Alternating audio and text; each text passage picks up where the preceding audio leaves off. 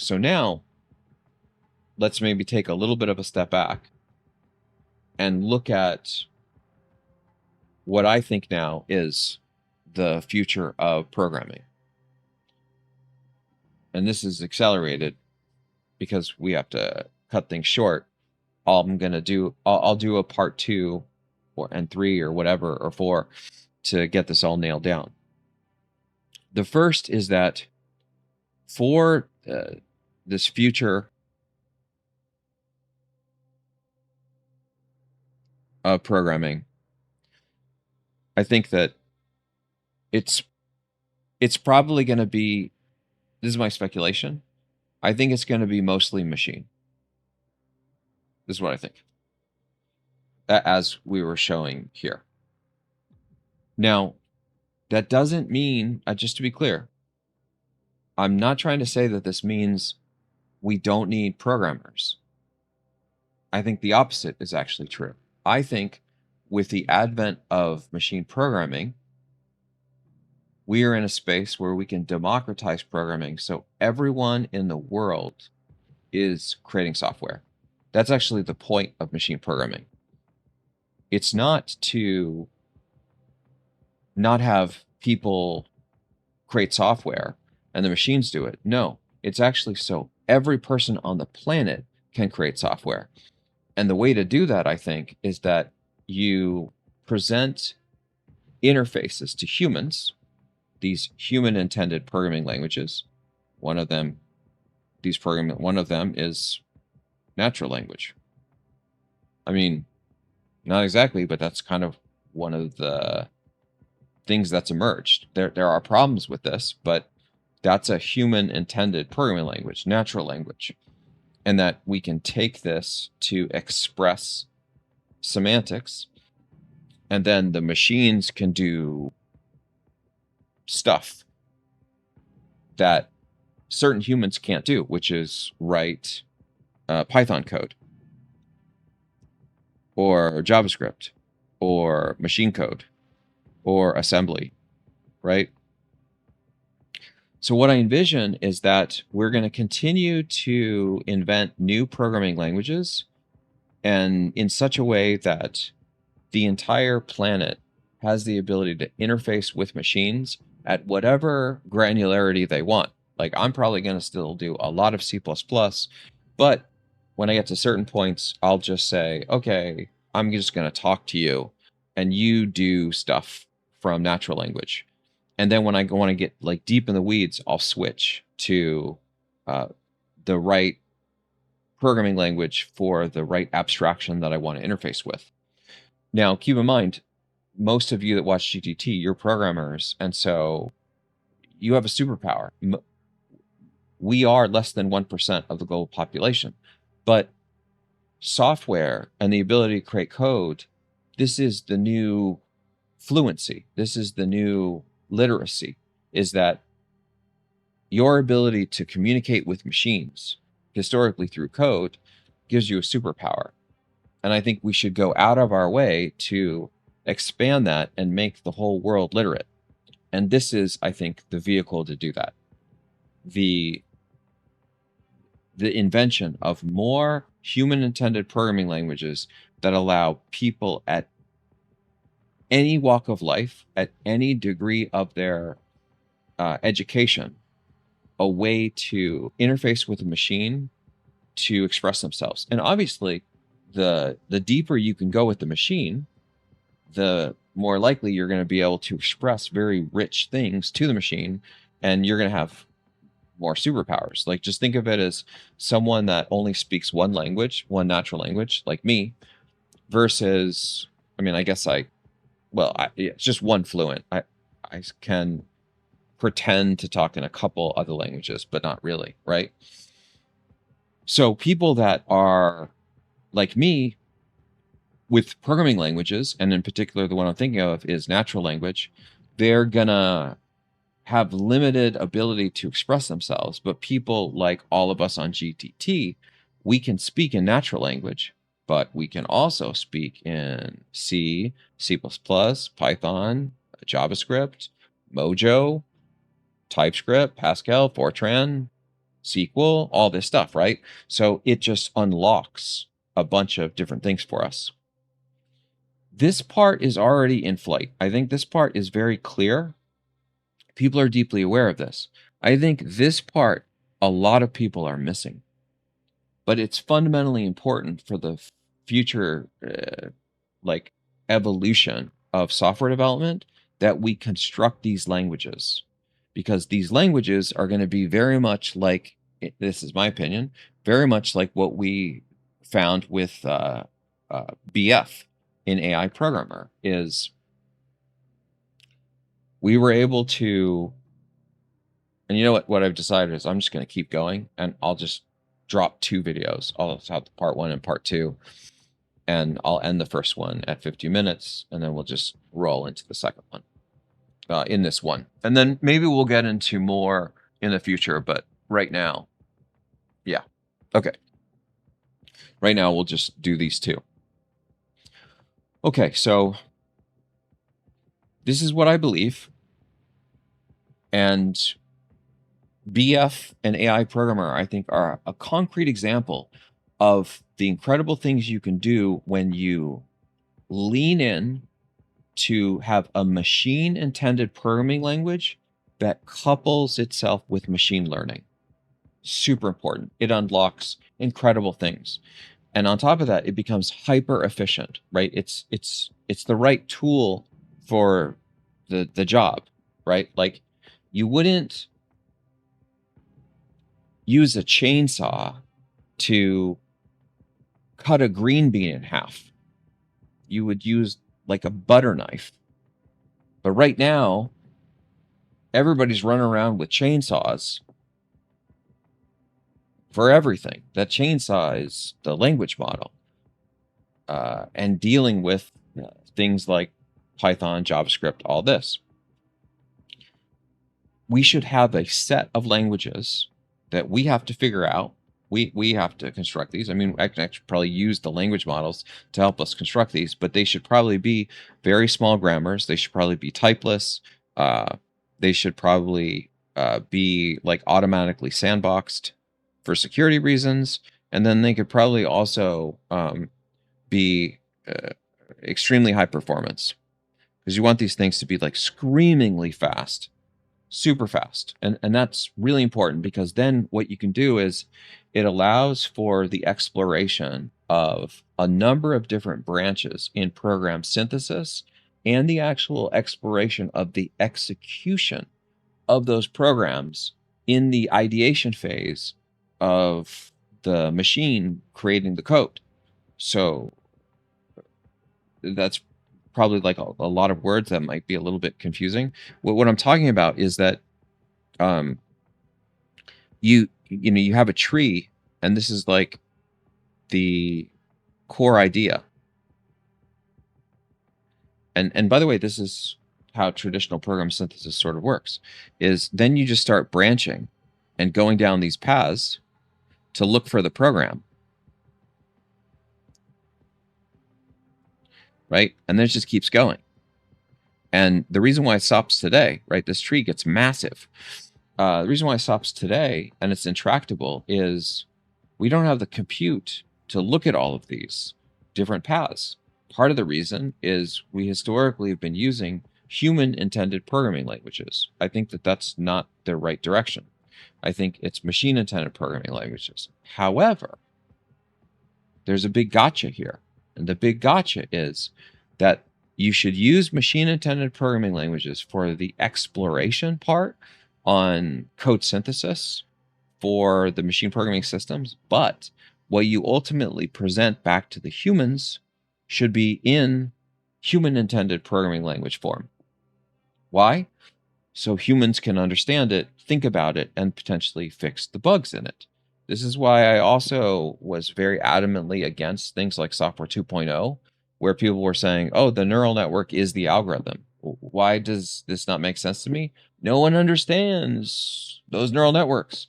You can't look at a neural network, or at least I can't, and say, oh, that's where the bug is. It's in the 15th layer in the 240,000th neuron here. Just change that weight from 0.785 to 0.784 and it'll fix the bug. Like, who can do this? Nobody. So this doesn't make sense. So what you should do is you should work in the space for the synthesis. I have some strong conviction about this. Using MIPLs because of all the reasons here. But then when you find the solution, you must have a translation system that can turn this directly into human intended programming languages so humans can then reason about it, fix its bugs, all of this stuff. And then once they're satisfied, you can send it back. So this has to be a bi-directional thing. It must be. And so when we figure out the machine intended programming languages, we have to then figure out the translation mechanism to go back to the human intended languages. Now, to be clear, we have done this in the past, but it's been unidirectional. So if you look at this arrow here, the way that it's worked in the past is it just goes like this. And what do I mean? Like, here's what I mean. Here's C++, and then here's assembly and machine code. But it doesn't go back here. We need to solve this. And so what this probably means is that probably the reason why we don't quite have this solved is when C++ or these human intended programming languages were invented, they weren't considering the need for a bidirectional arrow here. They were just thinking about it needs to go from human to lower level, and as long as it can do that, you're good. In fact, I have pretty strong degree of confidence that that's exactly what was done, because I know some of the folks that were invented these languages or worked on these languages, and they've said that's been the primary concern. It's never been that you want to have a back edge from the lower level code to the original programming language. And in truth, part of the reason why no one, I think, really focused on this, or maybe there are some people that focused on it, but the majority of folks that were building programming languages, this was not a first order concern. And the reason why is you didn't need to. There wasn't really a need to go from stuff over here in this MIPL space, right? Stuff here, and then convert it back to this. It only really went one way, because nobody's going to maintain this code, and then you just regenerate this code every time to get from this original code. So this is the code that the humans interface with, and then it's translated to this stuff for efficiency reasons. But now, given machine programming, what I strongly believe is that the landscape has changed, and now we need advancement in both of these spaces. One, to accommodate the democratization of programming for a wide variety of humans in all walks of life.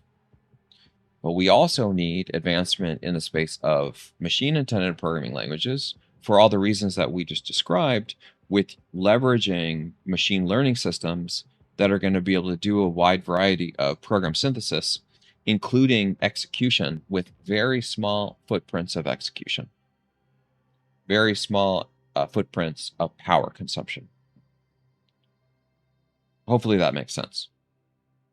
I'm probably explaining this too fast and without enough words, so I apologize. I'll try to continue to explain this, and hopefully eventually I'll get all the right words. But along those lines, now that we understand the hipples and the mipples, I think hopefully you can see why I believe the future is mostly machines writing code. That 90% of the code in the world will be written by machines. However, all the people in the world will be writing software. It's just that this software here is very small compared to all the software here.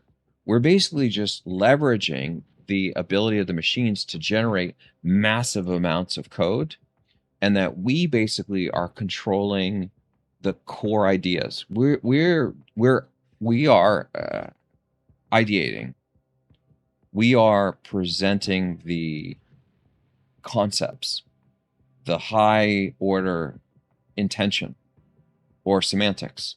And then the machines are doing all the heavy lifting of taking those semantics and putting them into the appropriate syntax that satisfies all the different constraints that we need. And so it may seem as though at first glance, what I'm saying is humans are not involved in the creation of software anymore. I'm actually saying the opposite. I'm saying all humans are involved in the creation of software, but the machines are doing the majority of the construction of the lower level details to make it all work. So with that in mind, the way I think that this landscape will kind of look is something like this. And by the way, I have to be a little careful because we're doing some pretty cool stuff, I think, at Merly, and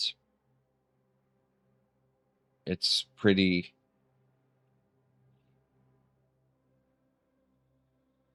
Yeah, I'll leave it at that. We're doing some interesting stuff at Merly. Okay. As I've mentioned many times, the base of this future programming, this foundational level, is likely deterministic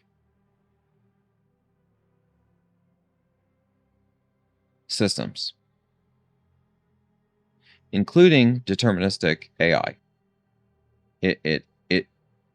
Oh, whoops, you guys can't see that. Okay, is it on there now? There we go. Okay. Deterministic AI at the foundation. You need that because 1 + 1 is 2. It's always 2. It's not 3. It's not 7. And it's not a nines problem. It needs to be sort of like 100% reliable. 100%. And by the way, when I say 100% reliable, this is not me saying that this is going to give like 100% reliability in the software system. No, the software system itself is still going to be a nines problem, because things like the power can go out or there's going to be bugs, but it's not going to be bugs in the reliability of the mathematical operators, that the plus operator is always going to do addition. It's not just going to like once in a while do multiplication. That's unacceptable. You can't, that's building a castle on sand. You can't do this. Okay, so this must be deterministic. I've thought about this for a very long time, and the more I think about it, the more I'm fully convinced, strong claim, that it must be at the core deterministic. This is why the thought that language models could be the foundation model for the future of software is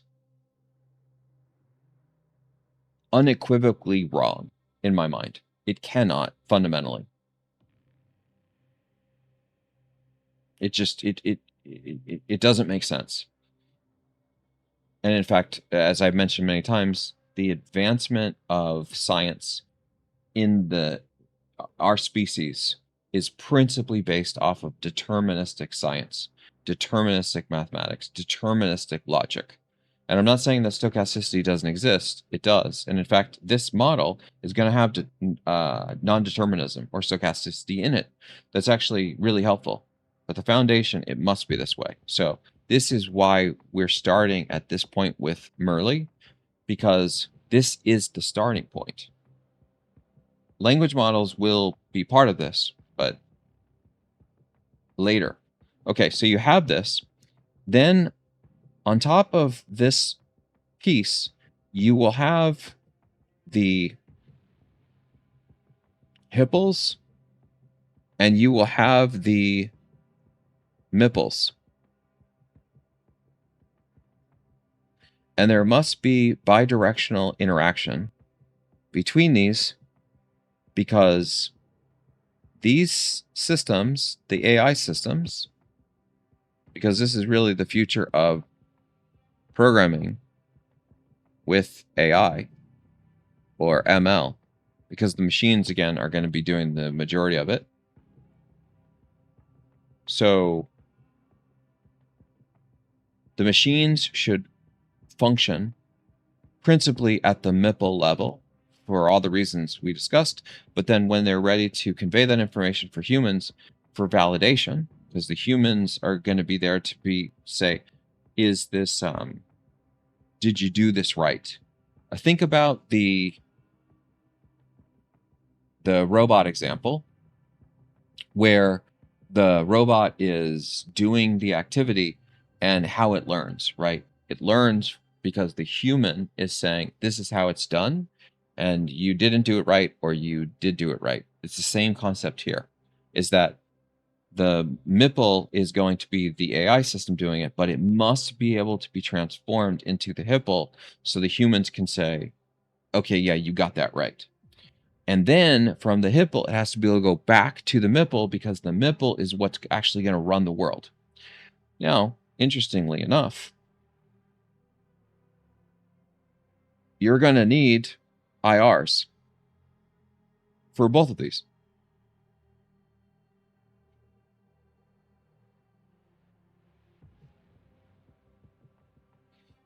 And these are human IRs and machine IRs.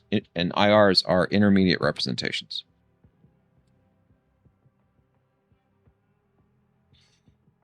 And why is that? Because you're not going to work directly on the programming language. You're going to work on structures. And the structures, you want to work on them because then they can guarantee you things like mathematical soundness and mathematical completeness.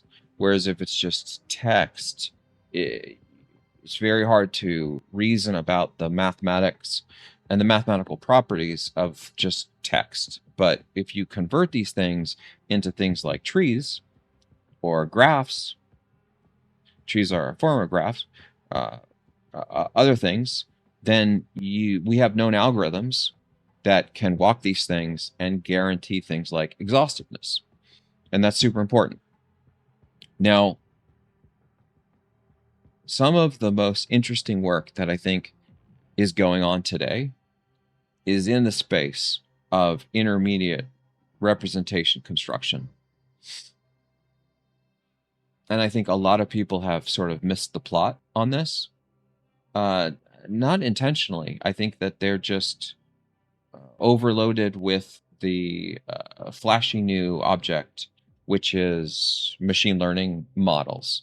And so there's a huge amount of attention on models because it's fancy and it's new, but it's a sleight of hand thing. Is you're paying attention to the wrong problem.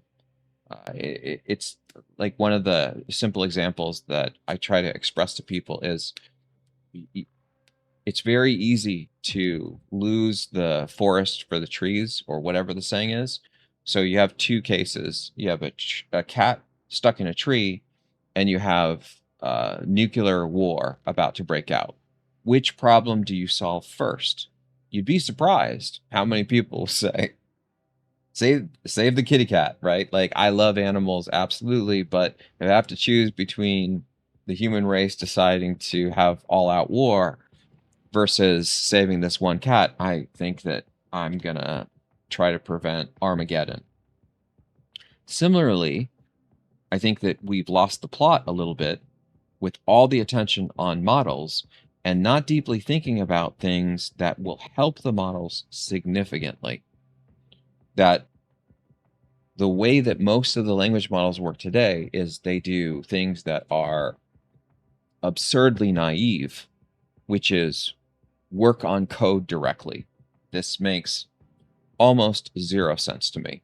And the reason why is that code is a syntactical representation of a concept. And there's a number of different ways to syntactically represent a concept. And the likelihood that you're going to exhaustively see all the various syntactical forms of that concept is basically nil. But if you function at the concept level, there are a profoundly smaller set of concepts in the world that will get you to a core understanding of what you're trying to solve. So what do I mean by this? What I mean is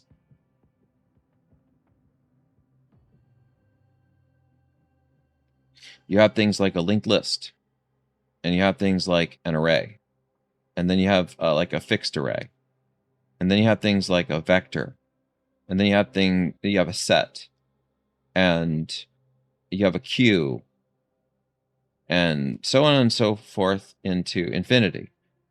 What is all of this?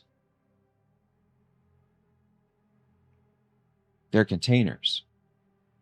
The concept is a container. All of these are containers. They have different properties. They're all containers. So let's focus on the semantic, not necessarily the syntax. And to make it even more clear, like some people could probably argue that, well, these are containers, they have different computational properties. Yeah, okay, you're absolutely right. That's correct. What about something like this? For loop, while loop, do while, go to, and labels. All of these things,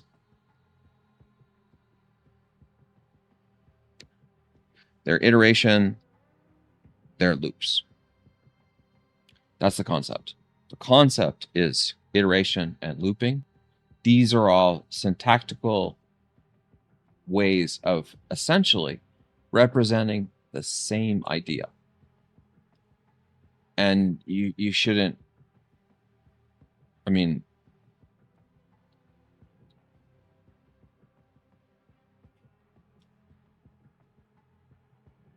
it's likely going to be far more efficient computationally if you can do what I call code dimensionality folding.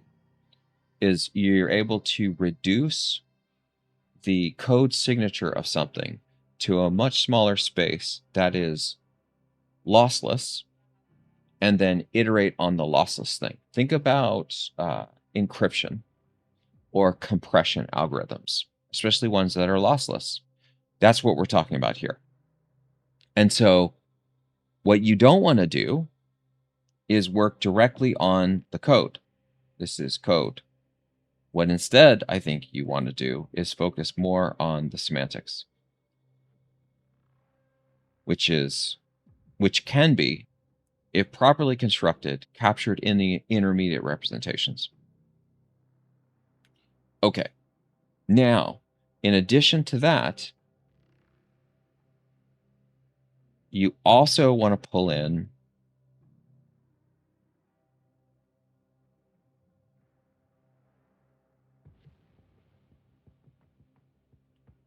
stochastic AIs for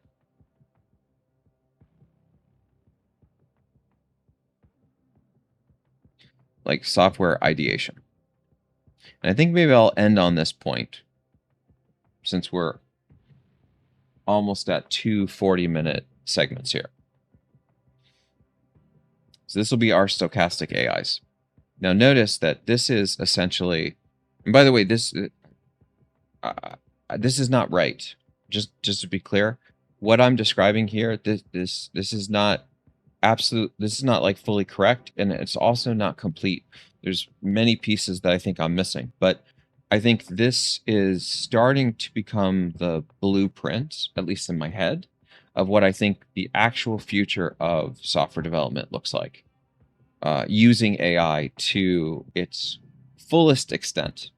And as I said, stochastic AIs are going to play a role in this. The way to think about this is like, this is, I think, in some ways, the new OSI, the 7 layers of the OSI model that we created for like the internet.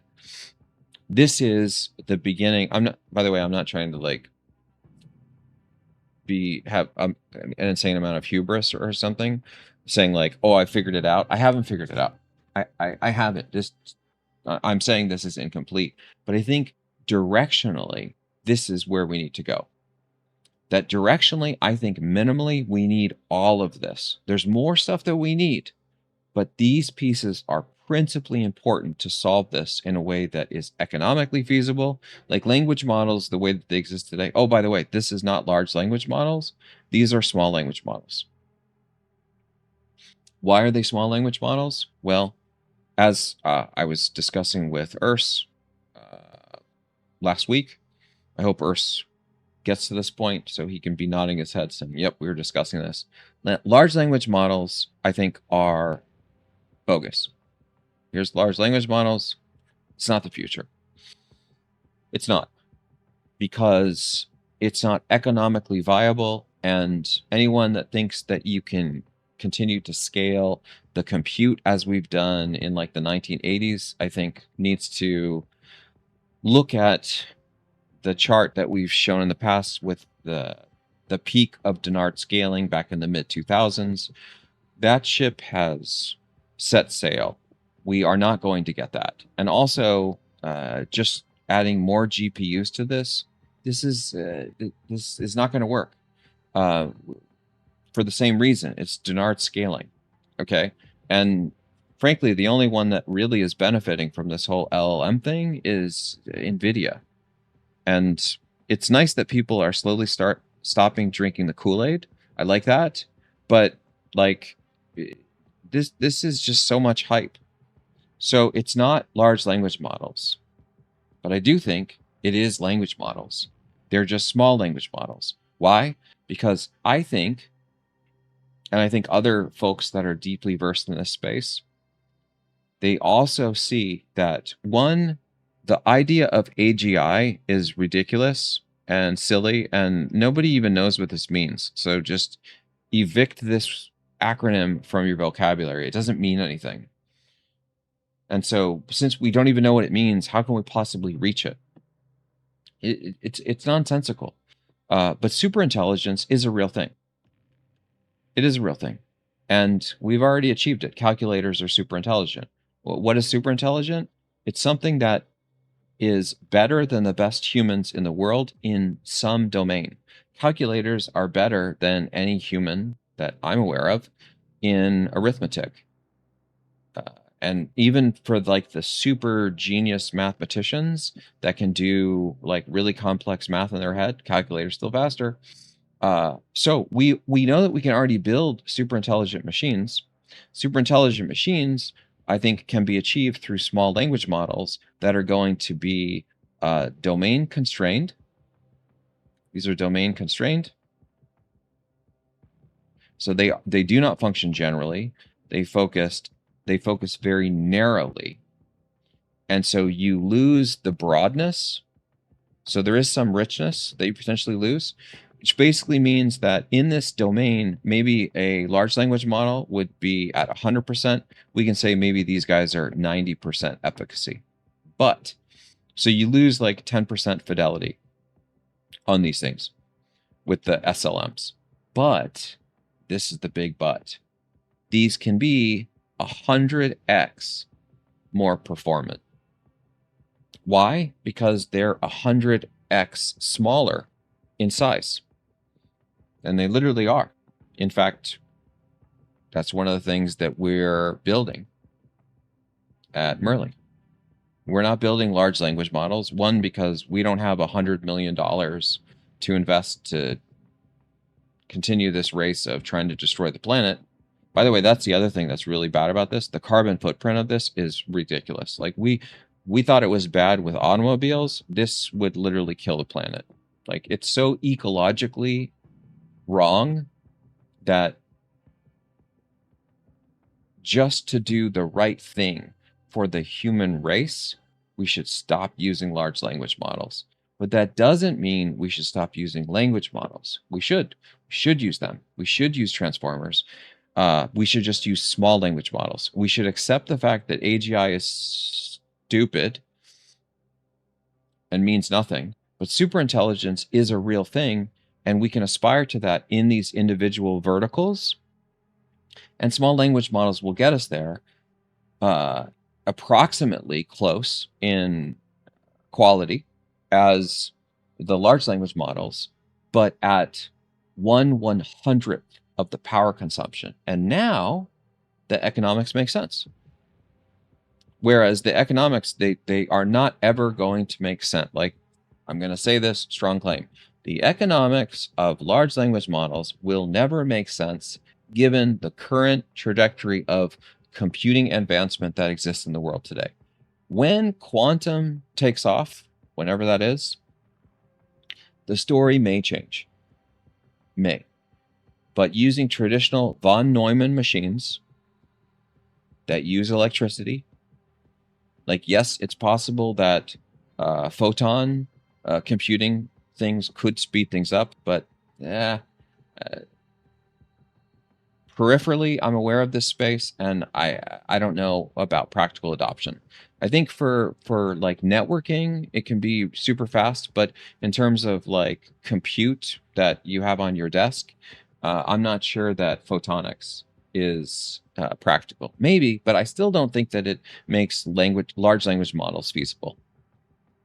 And so I think that large language models were critical as a demonstration of what can be done, but we shouldn't do that because it doesn't make sense. The one very simple example I would like to share with you to try to demonstrate this is something that, for those of you who've been alive long enough, will know.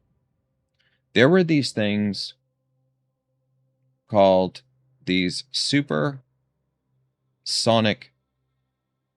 jets or airplanes. And they would get you across continents from the US to Europe in record time. I don't know, 4 hours or something like really fast. And they would actually break the sound barrier, which is not super great. I don't know if you guys have ever been around for a sonic boom. I have a couple times, and whoo, it's a bit terrifying. Yeah, it's so you can't. First, you can't do the sonic booms and break the sound barrier in places where there are residents. So you can only like do it over water. But the other piece about this is, so that's a limitation. The other piece is that the reason why this didn't work is this is economically infeasible. That's why it didn't work. It just was not cost effective. It costs too much money. But commercial jets, what we have today, things like, I'm not going to say I'm going to say JetBlue. I like JetBlue. I'm not going to say the U word. I'm not a big fan for a lot of reasons. Save that for another episode. So we've gone down this path. There were supersonic jets, and they existed. Very much like large language models exist today. And a lot of people were saying, this is the future, this is the future. And then we started to explore it. There were companies that did this, and then they all collapsed because it did not make economic sense. And there's no way to sort of turn this around. I believe large language models are today's supersonic jet. Doesn't make sense. But I do believe that small language models are the commercial jet. The things that we fly in today. Are they as fast as supersonic? No. Do they offer all the things that supersonic jets offer? No. But are they economically feasible and they still get you there, just albeit maybe a little bit slower? Yes, they do. And so that's what we use. This is sort of the parallel that there's probably other parallels that are better. This is just the first thing that came to mind. Let me know if there's actually other examples. Another one I think about is like just to meander a little bit, there's like the Betamax versus VHS, I think. And Betamax was like Sony, I think.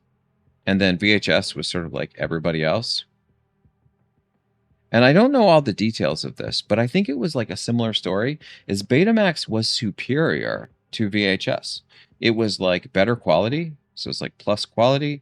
It was smaller size, it's like plus smaller, but it's also more expensive. So the minus is the expense. And then also on top of that, it was controlled by just this one company. And people didn't love that. Whereas VHS, it was sort of like this, I think it was maybe like this open standard. And then everybody could kind of do this thing. And so it was open. Think about large language models. By the way, I could be totally wrong about this Betamax VHS thing, but I think it was something approximately close to this. So just think directional correctness here. Think about large language models versus small language models. What's one of the key things that's different? You might be able to build and train your own small language model, even if you're a small company like Merli is. But can you build a large language model? Probably not, unless you have hundreds of $1 million. So that's another reason why you don't want to do it, is that if you go down the large language model, not only is it economically unfeasible and all this stuff, there's like 4 companies in the world that can do this. Google, Microsoft, OpenAI, Anthropic, blah, blah, blah. Right? Oh, sorry. IBM should be in here. I guess maybe Meta's doing its stuff. Anyway, it's a small number of near $1 trillion companies. What about all the other companies that are not $1 trillion companies? Less than trillion. What about them? What do they do? If we do it this way, all of these guys here, we're all beholden to these 5 companies. These 5 companies run the world. Do you really want that?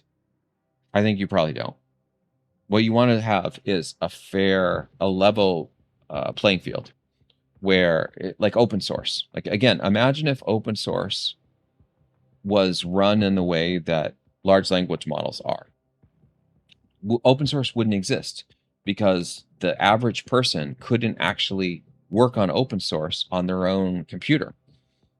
They would basically say, well, I don't have 10,000 nodes, so this is not for me.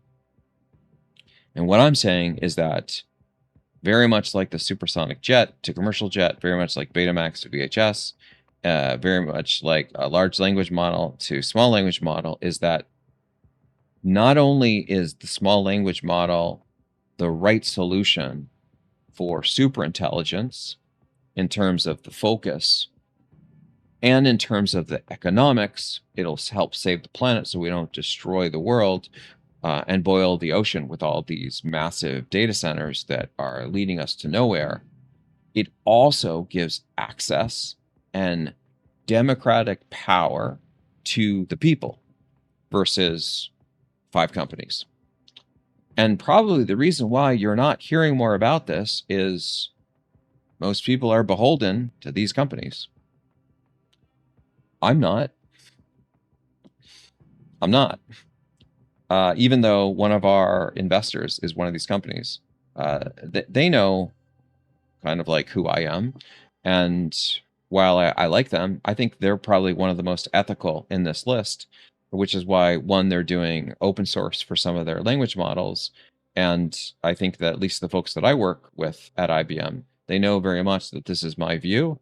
And I think they also understand the open source analogy and they're supportive of open source. So I think that they actually will get behind this in some capacity. So when we go back to this diagram, I think that the future is, hold on, let me try to make this slightly smaller. How do I make this smaller? Not that one. Okay. I can't quite, the dog's kind of in the way, but, oh, whoops, it's here to here. So the future of programming, I think, looks something like this. We need to work on this diagram quite a bit to organize this better. But I think this is like a first order approximation of what the future of programming looks like that heavily leverages machine learning. And by the way, one of the reasons why you use the AI and the ML is because of the scalability properties that it brings. Is we have an abundance of data in the world that we didn't have before, and now we have algorithms that can learn from that data, and they can do it potentially orders of magnitude faster than humans can. And so let's let them learn. Let's let them do the heavy lifting. This also, I think, goes back to the point that I'm trying to make, is that mostly machine. This actually is an example of that. These AI systems, these are also machine code in some sense, right? Like the neural network, we don't really create it. We just give it the structure, and then we say, machine, learn all the stuff about this. So that's also actually part of the code. And with that, I think I'm going to finish. Where's my timer? There we go. I think I'm going to call this a wrap for my first attempt of trying to explain what I think the future of programming looks like. And I think that this model is already beginning to emerge. I don't want to disclose what Merle's doing, but we might be doing something that's very much like this. I think that a lot of people that are trying to sell you a bill of goods and trying to convince you of maybe stuff that doesn't necessarily align with your best interests are probably trying to get you to do all of the language model stuff, the large language model stuff. And I think that that's fundamentally wrong. And we should resist that with every ounce of our body. One, because if we do adopt these, we're going to be paying them a fortune for not that much output. And on top of that, we're going to give big tech full control of our lives. They're going to, I mean, they already have massive control. They're in our phones, they're in this all this stuff. We're going to basically hand over the keys of our life to them if we go down this path.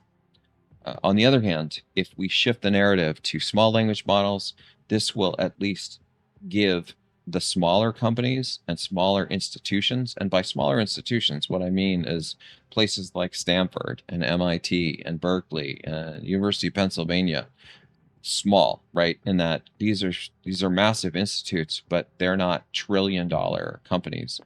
It will allow the large majority of the world to make forward progress in this space, and it will also keep big tech honest, because they won't be able to control the narrative, and we will become kind of like slaves to their bidding.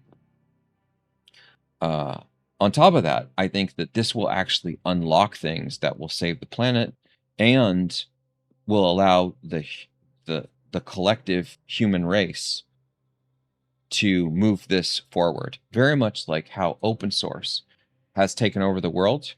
Like there was for those of you who've been alive long enough, you may remember the days where Microsoft was completely anti-open source, and open source didn't really exist. And now the narrative has completely changed to where open source is the primary form of software, and it's critical to the proliferation of technology and software. Imagine if open source didn't exist. We are at the same type of inflection point today with the future of programming.